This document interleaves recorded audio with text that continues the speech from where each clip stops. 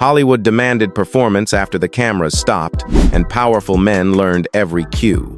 A prestige director vanished from cinema's grandest production, while a beloved entertainer made unanswered questions profitable. A Broadway genius entered a federal hearing room, then left 8 other lives exposed to danger.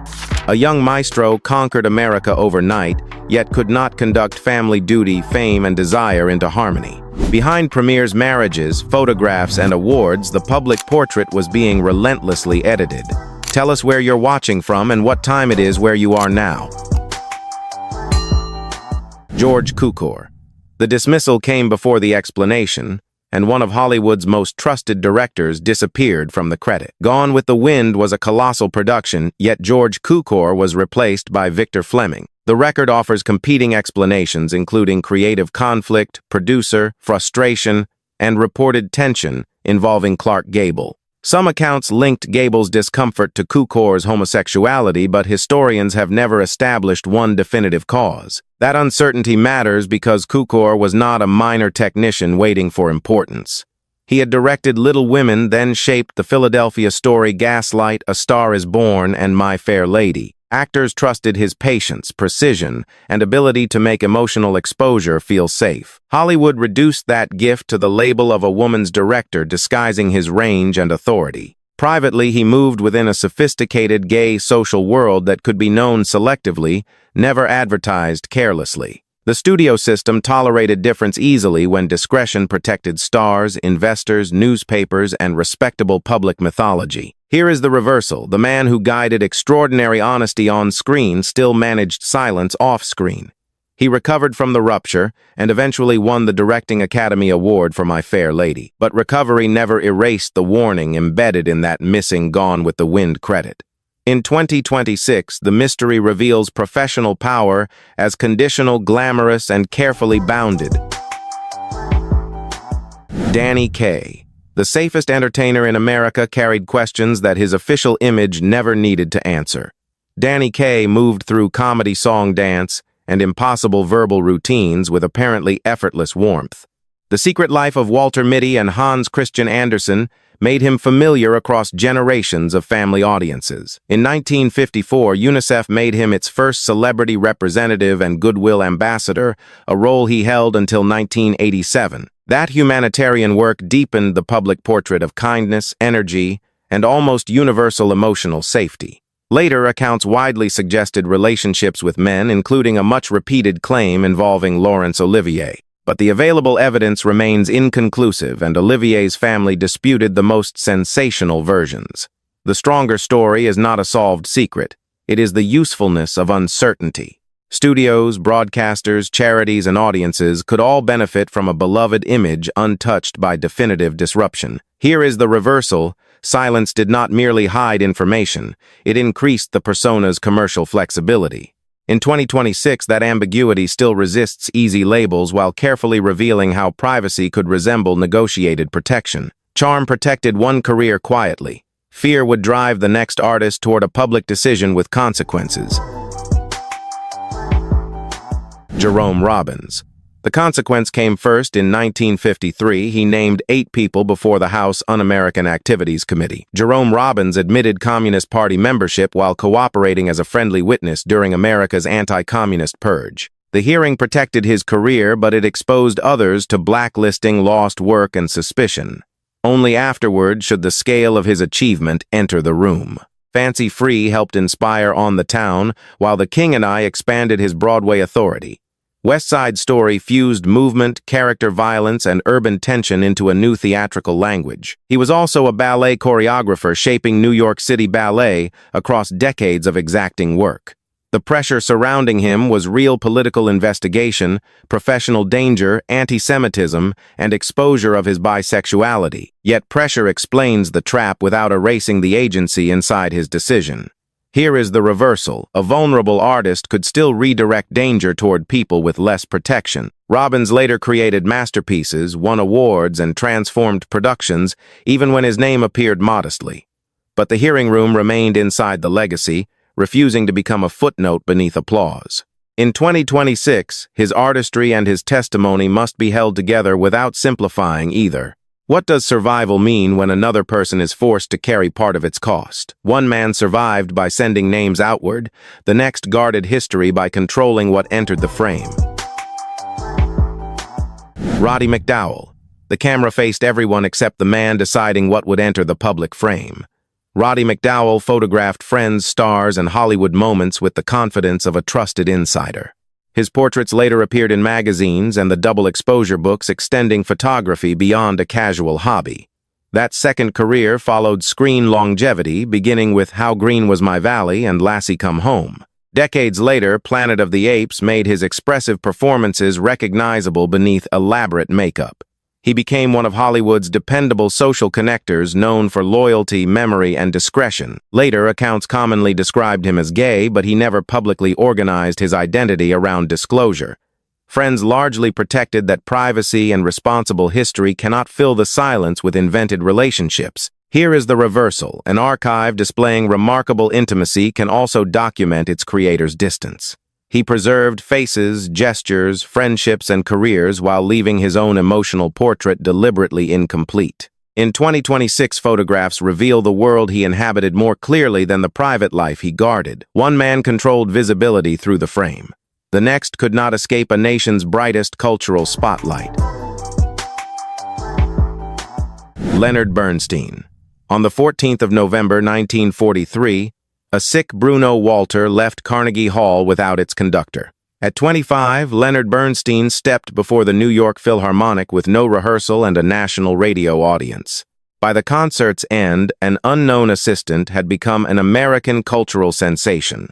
That moment became a symbol because he could organize enormous musical forces under impossible pressure. On the Town Can Died and West Side Story extended that brilliance into theater composition and popular memory. Publicly, he appeared to contain everything: genius, charisma, Jewish identity, marriage, children, education, and national prestige. He married actor Felicia Montealegre in 1951, and their partnership produced 3 children and lasting emotional devotion. Letters and later biographies also document his attractions and relationships with men both before and during marriage. That evidence should complicate the family story, never reduce it to cynical publicity or convenient camouflage.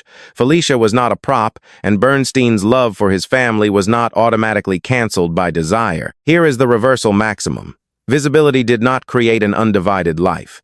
He could cue every entrance on stage, yet responsibility, longing, guilt, freedom, and loyalty refused perfect alignment. In 2026, thousands of preserved letters allow greater honesty, but no archive can conduct contradiction away. He gave American culture emotional directness while struggling to achieve equivalent clarity within himself. One life overflowed with sound. The next concealed its emotional pressure inside fabrics, rooms, and immaculate surfaces. Mitchell Leisen.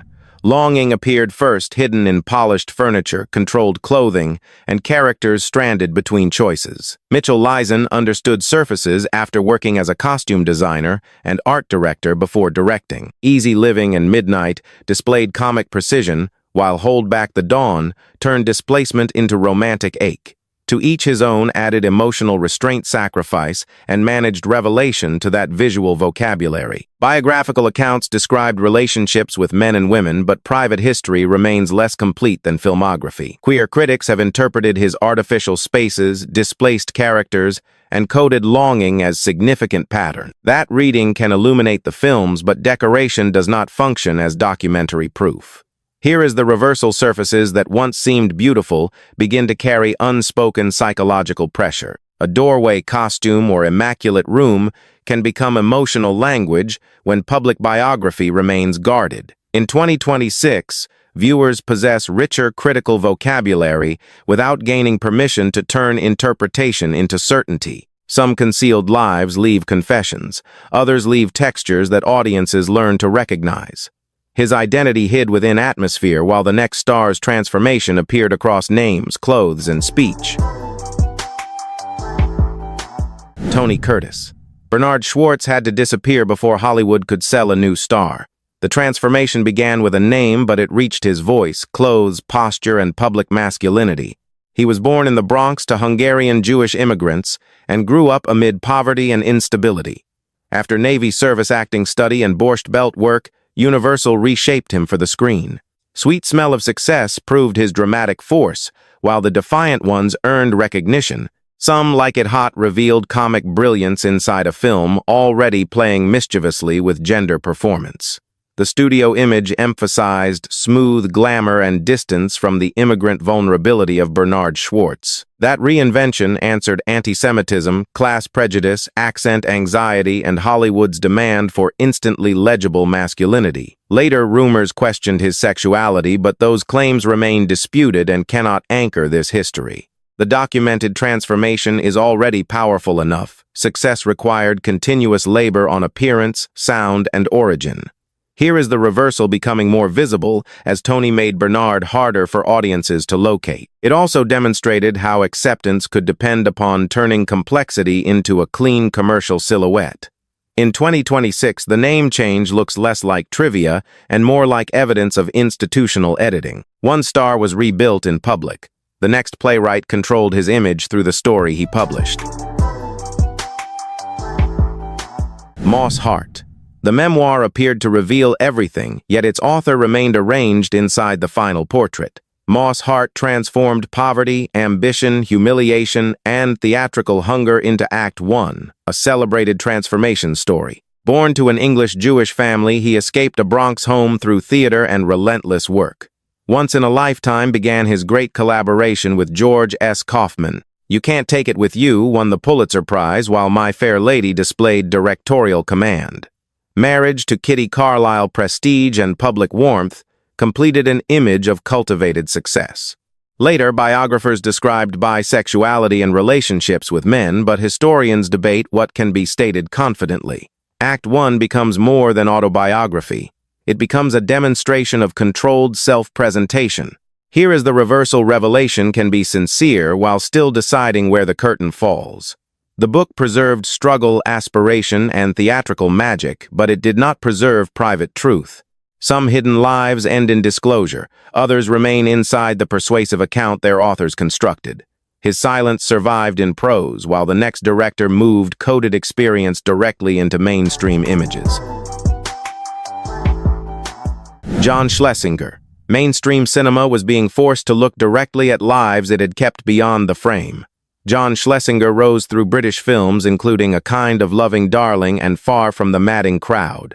Those works examined class ambition, emotional isolation, and the performances demanded by modern life.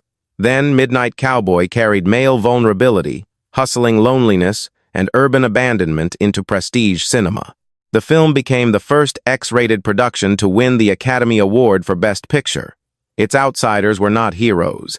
They were damaged people surviving through fantasy dependence and improvised intimacy. Sunday, Bloody Sunday moved further, presenting a gay Jewish doctor and a woman sharing a bisexual lover. The film treated that triangle with adult seriousness rather than punishment, caricature, or moral panic. A kiss between male lovers entered mainstream British cinema without being staged as monstrous revelation. Schlesinger's own life as a gay director informed interpretation, but no single artist liberated Hollywood alone. Market caution, censorship history, and social prejudice remained active even when representation became more direct. Here is the reversal: visibility was progress, but it did not automatically provide safety or equality. In 2026, these films matter because marginalized desire receives ordinary emotional complexity, not merely sensational attention. He exposed the grammar of concealment and widened what mainstream audiences could recognize as human experience. After that movement toward daylight, one final director returns us to beauty, family, mythology, and uncertainty. Vincente Minnelli. The picture looked complete. MGM Prestige, Judy Garland Fatherhood Major Awards, and Hollywood's most beautiful films.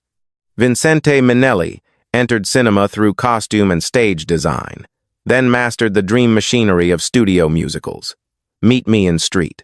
Louis joined family warmth with controlled color movement, decor, and measured longing.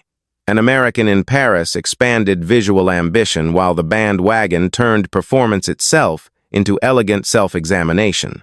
His marriage to Garland in 1945 and the birth of Leisen Minnelli strengthened the public family portrait. Yet biographers differed about his sexuality, and the surviving evidence never produced universal agreement. That disagreement matters because certainty would only replace one studio-approved picture with another. His films offer more than solved biography rooms that behave like emotions. Color becomes desire, choreography becomes escape, and artificial worlds protect characters from realities they cannot comfortably inhabit. Queer critics can read those patterns as emotional shelter, but aesthetic evidence is not personal confession.